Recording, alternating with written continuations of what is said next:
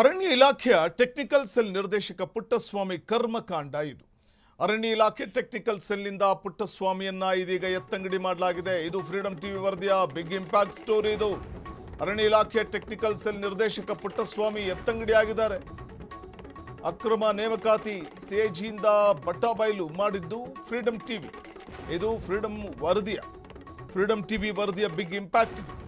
ಅರಣ್ಯ ಇಲಾಖೆ technical cell ಅಲ್ಲಿ ಕೆಲಸ ಮಾಡ್ತಾ ಇದ್ದಂತಹ ಪುಟ್ಟಸ್ವಾಮಿ ಅರಣ್ಯ ಇಲಾಖೆ ಟೆಕ್ನಿಕಲ್ ಸೆಲ್ನ ನಿರ್ದೇಶಕರಾಗಿದ್ದರು. ಇದೀಗ ಅವರನ್ನ ಎತ್ತಂಗಡಿ ಮಾಡಲಾಗಿದೆ. ಆಗಿನ ಅರಣ್ಯ ಮಂತ್ರಿ ಈಶ್ವರ್ ಖಂಡ್ರೆ ಅವರನ್ನು ಒತ್ತಾಯಿಸಿತ್ತು ಫ್ರೀಡಂ ಟಿವಿ.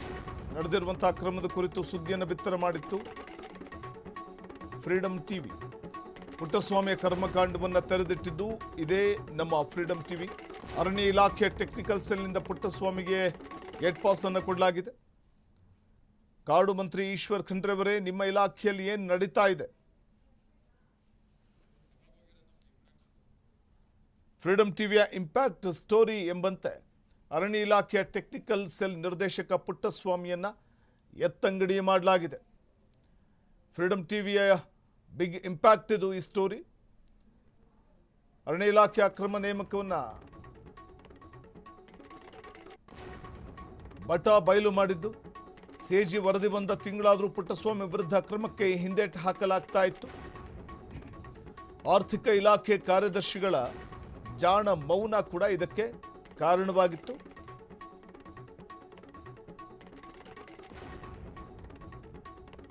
ಕಾನೂನು ಬಾಹಿರವಾಗಿ SEAC CRZ ನೋಡಿ, ಪುಟ್ಟಸ್ವಾಮಿ ಶಿಫಾರಸು ಮಾಡಿದ್ದ ಎಲ್ಲ ಅಪ್ರೂವಲ್ಸ್ ಅನೂರ್ಜಿತ ಎಂಬ ಮಾಹಿತಿ ಲಭ್ಯವಾಗ್ತಾ ಇದೆ. ಅನರ್ಹ ಪುಟ್ಟಸ್ವಾಮಿ ಅನುಮೋದನೆಗಳು ಶೀಘ್ರವೇ ರದ್ದಾಗಲಿವೆ. ಕಾಡು ಮಂತ್ರಿ ಈಶ್ವರ್ ಖಂಡ್ರೆ ಅವರೇ, ನಿಮ್ಮ ಇಲಾಖೆಯಲ್ಲಿ ಏನು ನಡೀತಾ ಇದೆ? ಯಾಕಂದರೆ ಈ ಕುರಿತಾಗಿ ನಾವು ವರದಿಯನ್ನು ಬಿತ್ತರ ಮಾಡಿದ್ವಿ. ಅರಣ್ಯ ಇಲಾಖೆಯ ಅಕ್ರಮ ನೇಮಕ ವಿಚಾರಕ್ಕೆ ಸಂಬಂಧಪಟ್ಟಂತೆ ಯಾವ ರೀತಿ ಅಕ್ರಮ ನಡೆದಿದೆ, ಬ್ರಹ್ಮಾಂಡ ಭ್ರಷ್ಟಾಚಾರ ನಡೆದಿದೆ ಅನ್ನೋದರ ಕುರಿತು ವರದಿಯನ್ನು ನಾವು ಬಿತ್ತರ ಮಾಡಿದ್ವಿ. ಅದರ ಬಿಗ್ ಇಂಪ್ಯಾಕ್ಟ್ ನಾವಿಲ್ಲಿ ಕಾಣಬಹುದಾಗಿದೆ.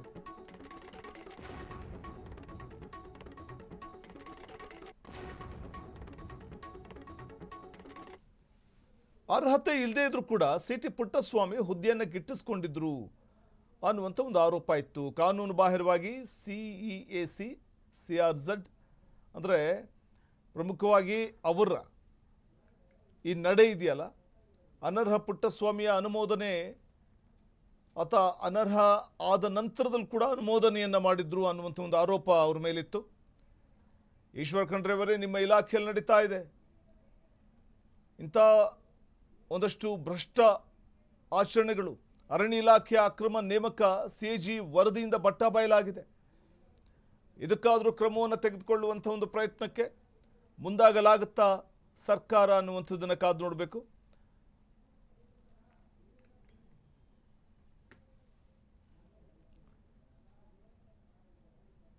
ಈ ಸಂಬಂಧ ರಾಜ್ಯ ಸರ್ಕಾರದ ಗಮನ ಸೆಳೆಯುವಂಥ ಪ್ರಯತ್ನವನ್ನು ಮಾಡಿದ್ದು ಫ್ರೀಡಂ ಟಿವಿ. ಆಗಿನ ಅರಣ್ಯ ಮಂತ್ರಿ ಈಶ್ವರ್ ಖಂಡ್ರೆ ಅವರನ್ನು ಒತ್ತಾಯಿಸಿದ್ದು ಇದೇ ಫ್ರೀಡಂ ಟಿವಿ. ಫ್ರೀಡಂ ಟಿವಿ ವರದಿ ಬೆನ್ನಲ್ಲೇ ಎಚ್ಚೆತ್ತುಕೊಂಡಿದೆ ರಾಜ್ಯ ಸರ್ಕಾರ.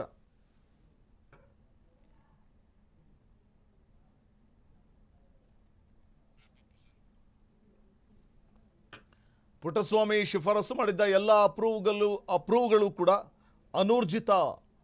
ಅನರ್ಹ ಪುಟ್ಟಸ್ವಾಮಿಯ ಅನುಮೋದನೆಗಳು ಶೀಘ್ರವೇ ರದ್ದಾಗಲಿವೆ. ಕಾಡು ಮಂತ್ರಿ ಈಶ್ವರ್ ಖಂಡ್ರೆ ಅವರೇ, ನಿಮ್ಮ ಇಲಾಖೆಯಲ್ಲಿ ನಿಮ್ಮ ಮೂಗಿನ ನೆರಳಲ್ಲೇ ಏನು ನಡೀತಾ ಇದೆ?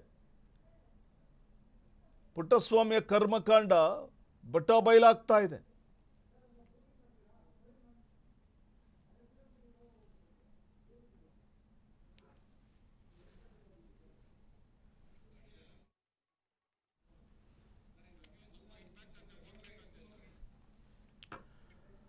ಇದು ಫ್ರೀಡಂ ಟಿವಿಯ ಬಿಗ್ ಇಂಪ್ಯಾಕ್ಟ್. ಇದು ಇಂಪ್ಯಾಕ್ಟ್ ಸ್ಟೋರಿ. ಇದು ಫ್ರೀಡಂ ಟಿವಿ ವರದಿಯ ಬಿಗ್ ಇಂಪ್ಯಾಕ್ಟ್. ಇದು ಇನ್ನು ನಾವಿಲ್ಲಿ ಗಮನಿಸ್ತಾ ಹೋದಂತೆ ಆರ್ಥಿಕ ಇಲಾಖೆಗಳು ಅರ್ಹತೆ ಇಲ್ಲದಿದ್ದರೂ ಹುದ್ದೆ ಗಿಟ್ಟಿಸಿದ್ದು CT ಪುಟ್ಟಸ್ವಾಮಿ.